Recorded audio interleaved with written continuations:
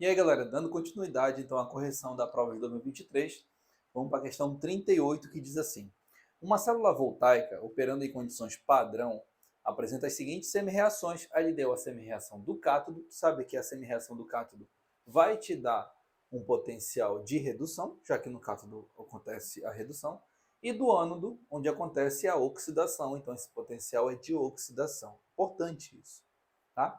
E ele também continua dizendo o seguinte: a FEM, que é a força eletromotriz gerada por essa célula, quando o pH dela é 5 e as quantidades das demais espécies forem mantidas nas condições padrão, isso também é importante para a questão, é aproximadamente quanto? Então vamos lá. Quando ele fala aqui o seguinte, só deixar claro uma coisa para vocês. Quando ele fala e as quantidades das demais espécies forem mantidas nas condições padrão, significa que isso serve também para a concentração, onde nós vamos considerar 1 mol por litro, ok? Então vamos lá. Tu sabe que quando ele envolve pH junto de pilha, não tem outra. Equação de Nernst, viu? Então, o potencial da pilha é igual.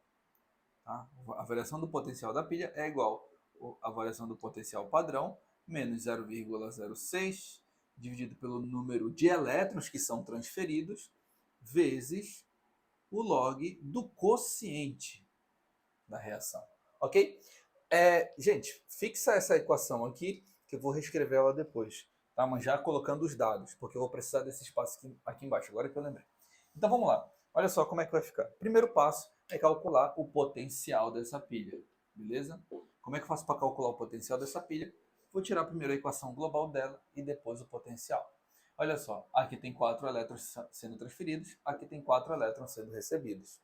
Tá? Então, quem sobra antes da seta são os reagentes. Nós temos aqui O2 no estado gasoso, mais 4 de H+, no estado aquoso, mais 4 de Ag no estado sólido.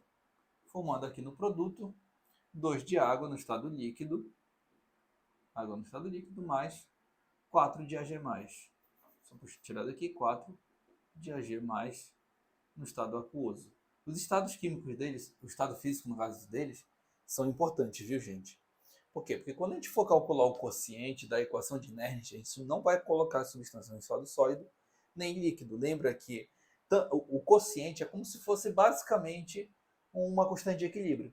Então, nesse caso, só vão entrar aquosos e gasosos.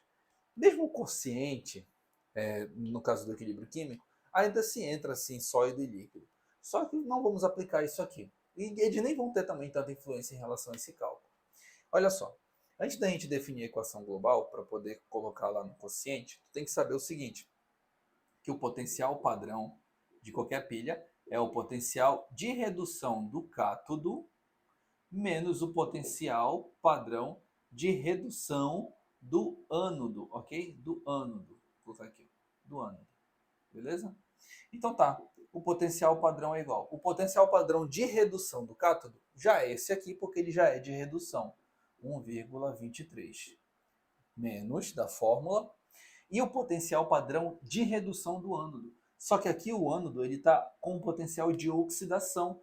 E aqui eu tenho que colocar o potencial de redução do ânodo. Então é só inverter esse sinal. Colocar aqui mais 0,8. Ok? 0,80, 0 não importa. No caso aqui, como eu tenho sinais diferentes, né? Basicamente a gente vai ter aqui uma subtração entre eles. Mais com menos dá menos, ok? Então, é a mesma coisa que tirar 0,8 de 1,23. O potencial padrão fica igual. É como se eu tirasse 8 de 12, né, que dá 4. Então aqui vai dar mais 0,43. Ok? Esse é o potencial padrão dessa pilha. Mas eu não quero saber o padrão, eu quero saber quanto essa FEM gera com esse pH. Então nós vamos na equação de Nernst. A equação de Nernst, potencial padrão, o potencial, desculpa, dessa pilha é igual ao potencial padrão menos 0,06 dividido por N. Lembra daquele N que coloquei na fórmula ainda há pouco? N é quantos elétrons estão sendo transferidos. Aqui manda 4, aqui recebe 4. Então coloca aqui 4 vezes o logaritmo, né? A função log do quociente. Lembra que o quociente, vou até colocar aqui embaixo, acho que dá para colocar aqui embaixo. O quociente é produto sobre reagente. Só que aqui eu não vou colocar líquido nem sólido. só os aquosos e gasosos, ok? Então, produto sobre reagente. O produto é a prata, tá? Opa, deixa eu tirar esse 4 daqui. A concentração da prata elevado ao seu índice estequiométrico, que é 4, dividido pela concentração dos reagentes.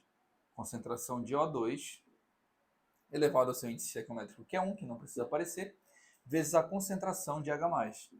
A concentração de H+, elevado também a quarta. Beleza? Lembra que ele falou na questão seguinte, que o pH dela é 5, ok, e que as demais espécies foram mantidas nas condições padrão. Se as demais espécies foram mantidas na condição padrão, então eu posso afirmar que a concentração dessas demais espécies aqui, elas são igual à concentração de 1 mol por litro. E aqui eu tenho a concentração de H+.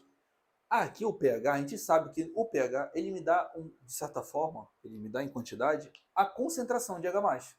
E tu tem que lembrar lá, vou até colocar aqui em cima aqui pra gente, que o pH é igual a menos o log da concentração de H+. Como eu quero saber a concentração de H+, vou transformar isso dessa forma aqui, ó.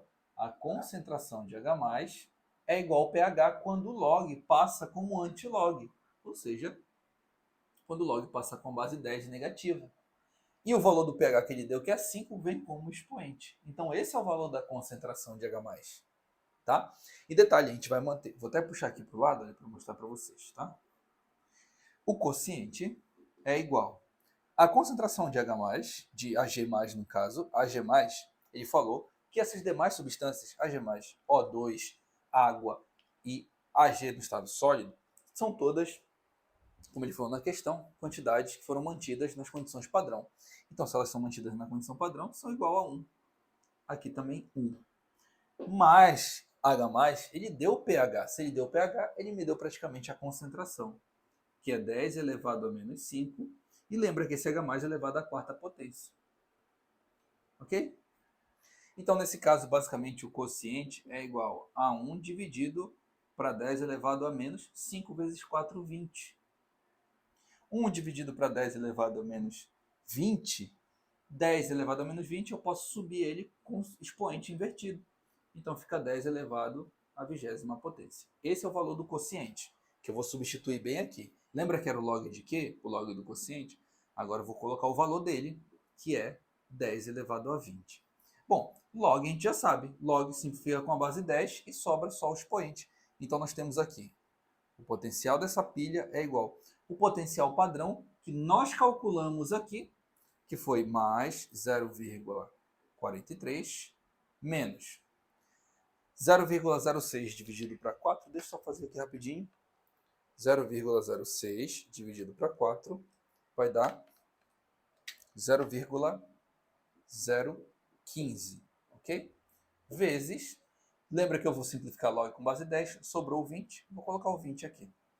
Então, o potencial dessa pilha é igual mais 0,43 menos 0,015 vezes 20 vai me dar um valor igual a 0,3. Então, vou tirar 0,3 de 0,4 praticamente, né? Então, vai me dar um potencial padrão igual a mais 0,13 volts. Alternativa correta, letra D nessa questão. Ok, gente? Então, tu percebe que aqui a gente precisou ter um conhecimento tanto de da função log, né? Porque nós envolvemos aqui pH, com a equação de Nernst bem aqui, como eu demonstrei para vocês. Se esse vídeo te ajudou de alguma forma, deixa o like. Se tiver alguma dúvida, deixa também nos comentários. E até a próxima correção, galera.